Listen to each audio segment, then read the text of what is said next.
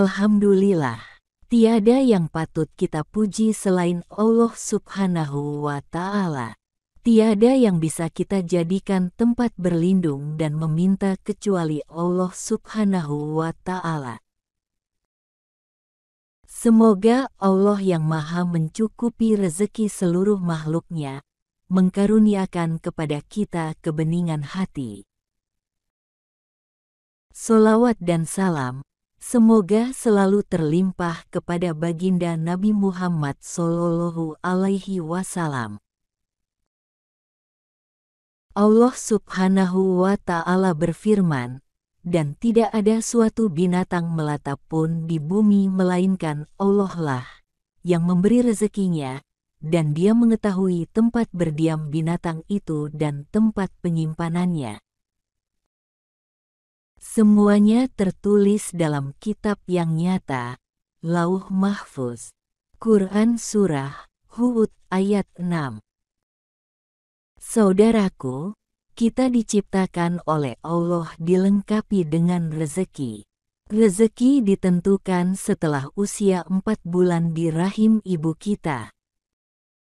Rezeki ada yang baik atau yang buruk, tergantung cara kita menjemputnya. Rezeki yang buruk disebabkan cara menjemputnya yang buruk. Setiap makhluk sudah ada rezekinya. Misalnya, Allah menciptakan pohon terbatas gerakannya. Karena pohon tidak lincah, maka makanannya didekatkan lewat akar. Rezekinya didekatkan, ini sengaja diatur oleh Allah Subhanahu wa Ta'ala. Begitupun binatang, misalnya singa, pada waktu masih bayi dia tak bisa mengejar rusa, maka Allah menyediakan air susu di tubuh induknya. Ketika air susunya berhenti, Allah menggantinya dengan makanan yang diburu induknya.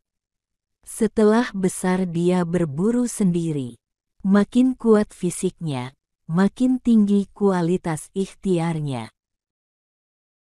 Begitupun manusia, dalam perut ibu, rezekinya masuk lewat tali ari-ari karena belum bisa berbuat apa-apa. Setelah lahir, walau tali ari-ari digunting, tetap saja bertemu dengan rezeki lewat air susu ibu.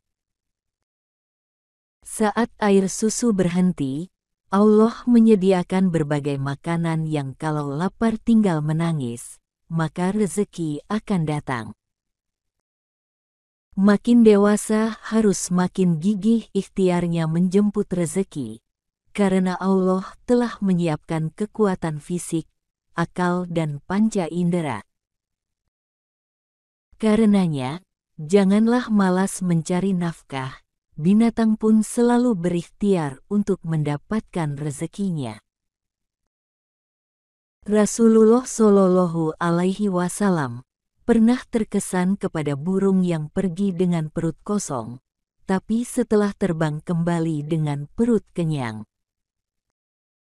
Jadi, kuncinya adalah terbang, bergerak, dan itu tak bisa didapatkan dengan sayap yang malas.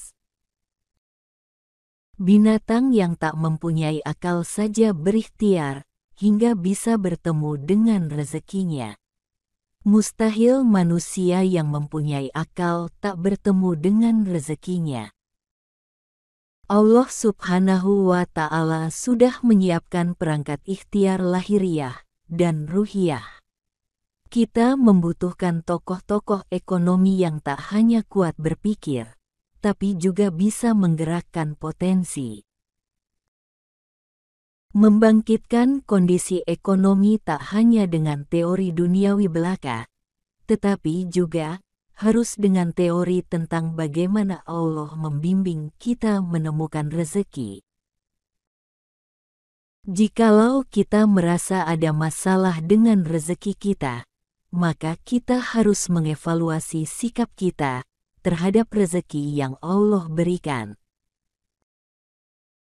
Karena ada orang yang diberi rezeki, namun rezekinya berubah menjadi musibah karena salah menyikapinya. Jangan-jangan Allah telah memberi banyak, tetapi kita kufur nikmat. Lihatlah pula ikhtiar kita. Jangan-jangan ikhtiar kita belum benar, malas atau tidak memakai ilmu. Segala sesuatu harus dengan ilmu, termasuk untuk mendapatkan rezeki. Kalau tak pernah mencari ilmu, tak akan bertemu dengan rezekinya. Tak mau mencari ilmu sama dengan tak mau mendapatkan rezeki. Gigih ikhtiar menjemput rezeki harus seiring dengan amalan yang disukai Allah. Amalan yang bisa membuka pintu rezeki, misalnya sholat tepat waktu, memperbanyak istighfar, silaturahim, dan sedekah. Cara menjemput rezeki ini insya Allah adalah cara yang Allah sukai dan akan mempertemukan kita dengan rezeki yang berkah. Ya Allah, bukakan hati kami agar selalu yakin Engkaulah satu-satunya penjamin rezeki. Bimbinglah kami agar dapat menyempurnakan ikhtiar menjemput rezekimu dengan cara yang Engkau ridai. Amin ya Robbal Alamin.